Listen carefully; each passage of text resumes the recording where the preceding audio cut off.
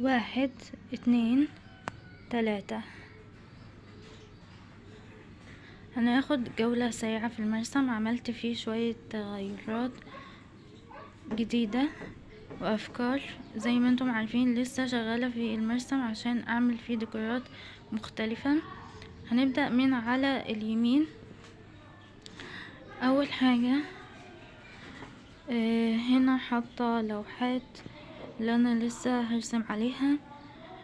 اللوحات ديت انا لما ما بيكونش عندي لوحات بحب ان انا اجيبهم من عندنا في البيت. بيكون في عندنا خشب قديم فبقطعهم واستخدمه.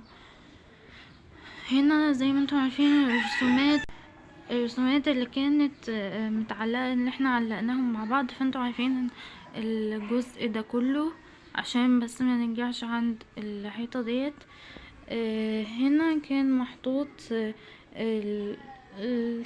كنا مسمينها ايه، يعني مش مهم كنا مسمينها ايه. كان محطوط حاجة طويلة هنا، انا شلتها وحطيت هنا المكتبة ديت، حط عليها الزرعة دي، وفي هنا كمان زرعة حط عليها الزرعة ديت والرسمتين دول.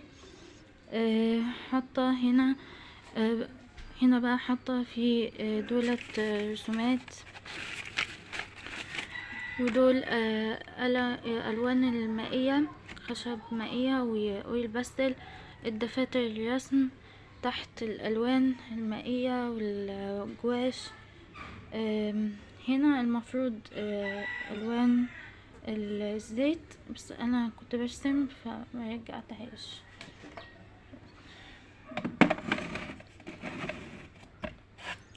تحت حاطة رسومات قديمة كنت برسمها وانا صغيرة فحطها تحت. هنا دي الطاولة او الترابيزة اللي انا حطها جنبي وانا برسم على الحامل، فبكون شغالة عليها.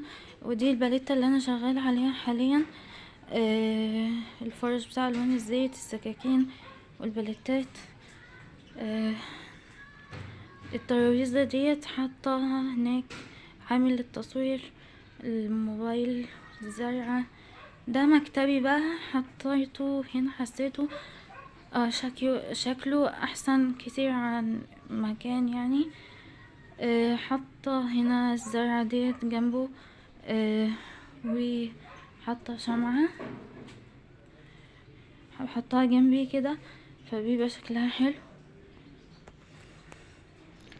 حتى على المكتب لام رصاص اللي برسم بيها في الجزء الاول قبل ما ببدأ اظلل او ببدأ اكد على الرسمة، والاستيكة والبرشات وكل الحاجات ديت.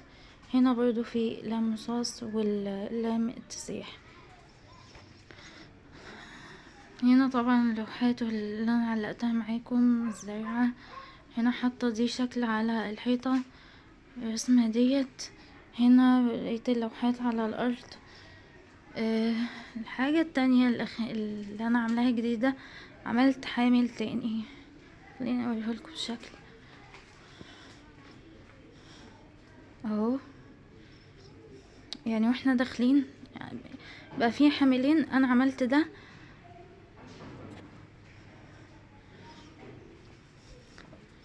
اوكي، في الزرعتين دولت.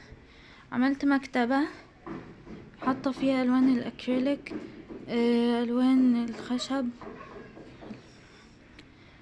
حاطة في الفرخ الكرتون ده عشان برسم عليه. هناك هنا حاطة دبابيس الورق والسولوتيب، لام الماركر. هنا حتى على المكتبة الزرعة دي زينة، هي مش متغذية بس هي حطها زينة. ودي فرش الوان المائية والستاند ده. وهنا ورا لوحة لوحة لوحة لوحة. تقريبا كده خلصنا، بس كده. هو ده كل المرسم وده شكله كله. الرسمة اللي هناك ديت رسمة العين، ما تاخدوش في بالكم علشان انا كنت بلعب، يعني ما حدش يقول انها كانت بترسم ورسمتها غلط او رسمتها وحش، يعني لا، انا كنت بلعب هي والرسمة التانية اللي جنبها، فا اوكي يعني. اهم حاجة الفيديو يكون عجبكم وانكم تكونوا استمتعتوا واخدتم فكرة.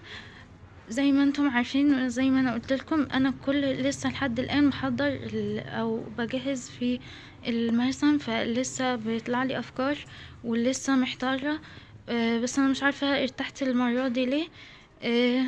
المهم انكم تكونوا بتاخدوا فكرة مني، او انكم تكونوا بتستمتعوا. عايز سبسكرايب ولايك، وانكم تشتركوا في القناة وتشيروا كمان الفيديو. و بس خلاص، مع السلامة.